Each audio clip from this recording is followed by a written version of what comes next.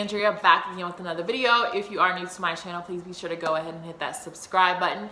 Today I have another nursing video for you guys. A lot of y'all asked me, what should you do exactly while it's summertime? Should you be preparing for nursing school? Should you be, studying? What exactly should you be doing to prepare for nursing school? So as you guys can tell by the title, I will be talking about 5 ways that you can prepare for nursing school in the summertime. Okay, so just going ahead and jumping straight into the video, guys. The first tip that I would give you all is just going ahead and purchasing the books that you will need for the upcoming semester. And a lot of times, either you would ask a student who has already been in that semester, hey, what books am I gonna need? Or the teacher tells you ahead of time, go ahead and go out and purchase these books. And I would say with those books, go ahead and get, study guide books or any type of worksheet book that's gonna help you better understand the material that's inside the actual textbook.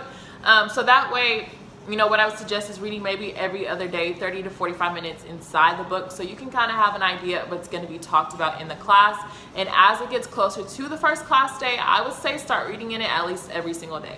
Alright guys, and the second tip that I would give you all is go ahead and start practicing and memorizing and doing what you have to do to get medical terminology and medical abbreviations inside of your, thinking cap. And when I say medical abbreviations, start thinking about, what does PO mean, or not thinking, but start learning about what does PO mean, PRN, BID, TID, QID, things like that. So that way, once it's introduced to you in nursing school, 9 times out of 10, they're not going to tell you in class, okay, hey guys, like this is what this means. They're not going to tell you that. They're going to expect you to already know it. So knowing, like I said, that medical terminology, those medical abbreviations, and a lot of times you can simply look them up on YouTube, look them up online, and they have a list of what they are and what their meanings are. And also knowing things like the prefixes and suffixes of certain medical terminology can help you break down words. It may seem super large, in its entirety when you see a very large word. When you're able to break it down because you know the medical prefixes and suffixes,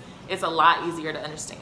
And another thing that I would add to that is, to allow you to kind of put that into memory, start using Quizlet. And I tell you guys this all the time. Using Quizlet will seriously be your best friend in nursing school, because a lot of times there are nursing students who have already created the study material for themselves, but they put it public for everyone else to see. So just going ahead and, looking up medical terminology, medical abbreviations on Quizlet and studying off of there. But if you're a physical type of person and you need that physical copy in front of you, go ahead and make flashcards. And like I said, try to study at least like 30 to 45 minutes every other day so you can get this information into your memory. Alright, so the third tip that I would give you guys is going ahead and going out and purchasing a dosage calculation book. And I say this because oftentimes there are nursing schools that a lot of them require you to take an entrance dosage calculation exam to start the actual program. And like I told y'all before, I was never really good at math. I was never really good at conversions and things like that. And that's all of what dosage calculation is. So just going out and purchasing a dosage calculation textbook, 9 times out of 10, your teachers or your professors will recommend a book for you to get. If not, you can simply just search nursing dosage calculation books on Amazon, see what pops up, get the latest edition, so that way you're able to go ahead and go through the textbook. And just, I'm not saying, you have to go through the entire textbook, know the entire textbook before the first class day, but just basically starting out with at least the basic calculations. So, like I said, when school finally starts, or when it actually starts, you have an idea at least of what's about to come. Alright, the fourth tip that I'm going to give you guys is go ahead and go back and, while it's summertime, while you have all this free time, go ahead and go over your anatomy and physiology notes that you had made in your prereqs. And I say this because for me, for how my nursing program was set up, I had took patho my first semester, and patho, you really have to know your anatomy and physiology. Especially like if you took anatomy and physiology in the very beginning of your prereqs, so like a year or so has passed, and now it's time for nursing school and you're about to start patho, or whatever the case may be. Even if you're not taking patho, you still should really know your anatomy and physiology, because a lot of the information is going to make a reappearance in nursing school. So just go ahead and go back through your notes again, and let's just say you didn't make notes, cool, understandable, or you lost your notes in the mix, it's cool. Just go ahead and get on YouTube, just look up anatomy and physiology lectures. That way you can just go ahead and refresh your memory, so once nursing school starts, you don't really have to go back and focus on that old information that you've already learned. and you can just kind of move forward with the actual nursing curriculum. All right, and the fifth and final tip that I'm going to give you guys is go ahead and do nursing style practice questions. When I mean by nursing style, I mean NCLEX style. Y'all get me. Go ahead and do NCLEX style, you know, practice questions. And I honestly cannot stress this specific tip enough, because you don't want to see your first NCLEX style question on your first testing exam. And I say that because the style of nursing questions compared to questions, say, that you may have had in your prereqs are completely different. The questions in nursing school are all about application, meaning you really need to know that material beforehand, so that way when you actually see the test question, you're able to apply it. It's really different, and I really don't know how to break it down so you guys can really fully truly understand. Like I said, I just really advise, you know, you guys go ahead and look up nursing style questions.